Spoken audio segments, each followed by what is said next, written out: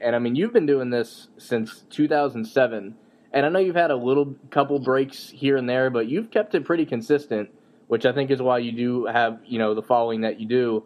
And what was it exactly that made you like? Because like back in 2007, making a YouTube video took like work. You don't just turn on a camera. Like it took some work. So what made you like want to start doing it in the first place?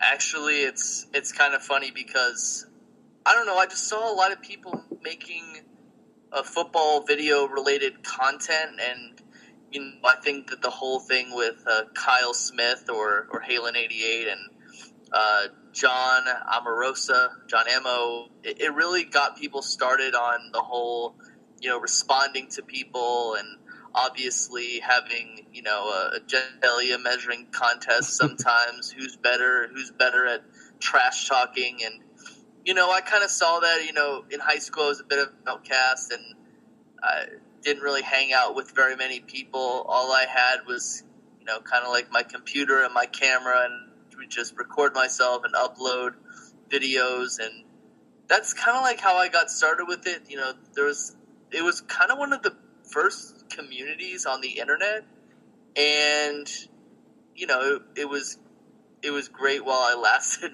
on it, definitely.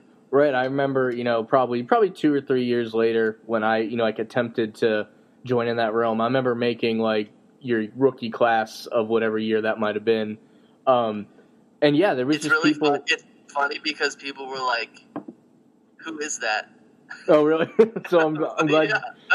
I'm glad you put me over like, at least a little bit. It's this guy named Phil, and they were like, "Oh, okay." That's pretty funny.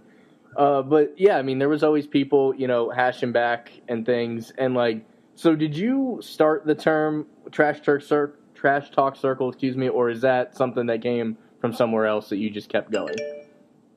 That was something. It's actually kind of funny because the idea of trash talking people on the internet has been going on for like a long time, and I guess it started at that point, and it kind of snowballed. I don't think it was officially called the Trash Talking Circle until around October of 2007. I think Halen 88 eventually called it the Trash Talking Circle.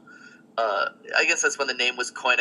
That's when people started making all these groups. Like you had the Cowboys Nation Syndicate, and you had the Burgundy and Gold, and the Giants Mafia, and the Heat, and the Niner Empire, and it all just kind of snowballed as it was.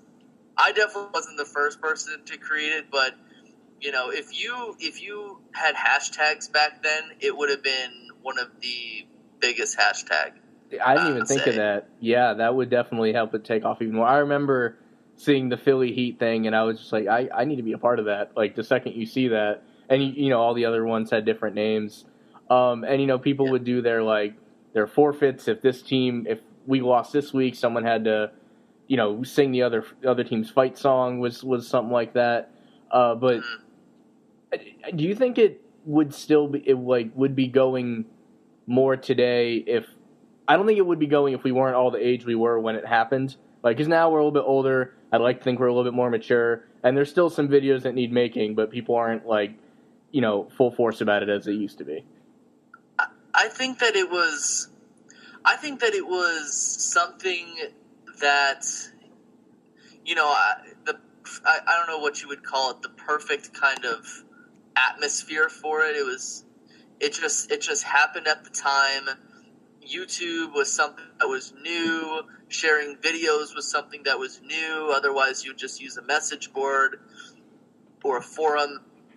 But I think what really happened with it was the fact that you had a faction of people who were like serious about making videos and very serious about their teams, and then you had a faction of people who were just trolling. Yeah, they just want to stir the pot. I think one of the biggest negative aspects about it was the fact that people just got annoyed with the people who were just trolling all the time. And then you had people who, either upset someone else or, someone was just trolling them, and they people would share phone numbers on the internet, and I would not recommend it unless you really know the person or you really trust the person. Very much Wouldn't so, recommend yeah. sharing phone numbers. Wouldn't recommend sharing like where you live. This is exactly where I live. Wouldn't recommend any of that, because what happened was the fact that people would end up calling other people's works. People called the cops on each other. Wow. Like people, at one point in time, people were calling the police. At one point in time, people were interviewing ex-wives and girlfriends. At one point in time, people were prank calling other people. It just got to the point where I know a lot of people really got sick of it, and then you have people who just kind of pester other people, and one person was called left because one person was running around calling them a pervert or a pedophile.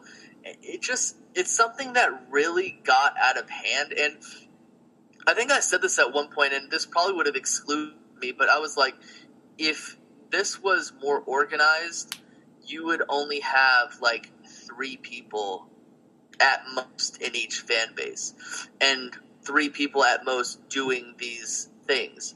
I think at one point someone tried to start a ttc.com because YouTube started flag booting people off of the website because of their content, because YouTube has a very doesn't have a lax policy in some cases.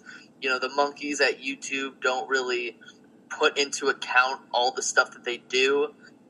It's just something that got out of hand, and obviously there are people who are still in the TTC.